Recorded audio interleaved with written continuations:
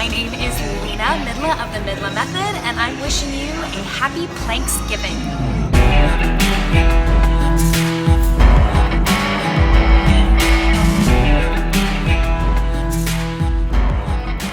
What's up with the plank, right?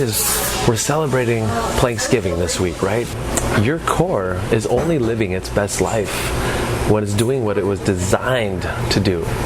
And the plank can be important. It's kind of like that gateway exercise into other core training exercises, right? Because that whole plank position is what you should be doing, what you should be focusing on is bracing. And that's what the core does, is it braces. It stabilizes the pelvis, stabilizes the spine, so you can enjoy life pain-free. But your core in your plank was not meant to be face down, holding for long periods of time. That's not really preparing us for what the real world is demanding from us. So what we need to do is we need to first establish, how's your plank look? So if you're holding onto that plank and your hips are sagging, or the other way, your hips are rising up and you're just struggling to hold it, then that plank is probably not where you should begin. We should probably think about regressing down. And one of my favorite plank exercises before the plank exercise are our dead bugs. And you know about those dead bug parties. If you haven't been to one, fasten up, get your helmet ready, because it is a ride. So when we look at planks, that fitness lying down, we define it as your core musculature. Now, some people will say that your core goes from your nose to your toes. Dr. Seuss, and there it goes. But we look at the core as starting with your big lat muscles, going down to your glute muscles, and then everything in between. So when we talk about your plank, we're talking about the integrity of that core structure.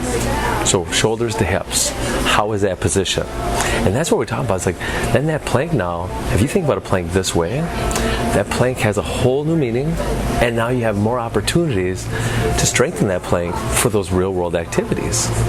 And one of those real world activities that we really need to hone on is walking. And a lot of you might scoff at this and think to yourself, well, walking's easy, I may do that every day.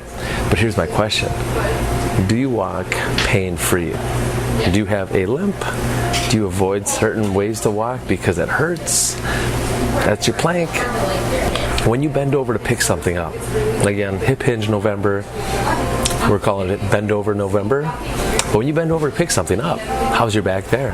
How does it feel, right? If we're not honoring that plank during that hip hinge, that's when we start having problems. And again, where's my plank in this?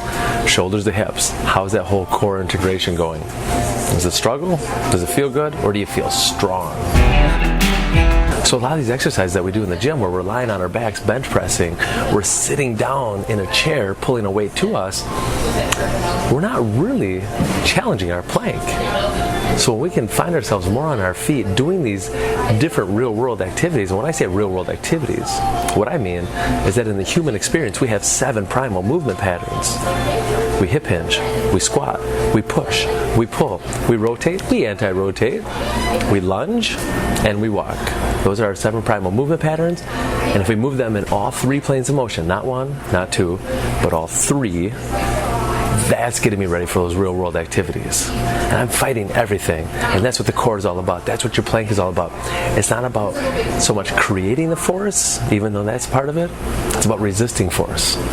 So when you're walking and you take that step forward, guess what? You're unstable. You want to go side to side. You want to turn more than you should.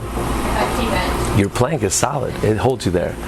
Free yourself. Free yourself from the chains of just these day-to-day fitness as usual core exercises. Lying on your back, lying on a ball, being up in that plank position. There's so many more ways that we can challenge that plank to resist the motion, to give us that force, that strength to move.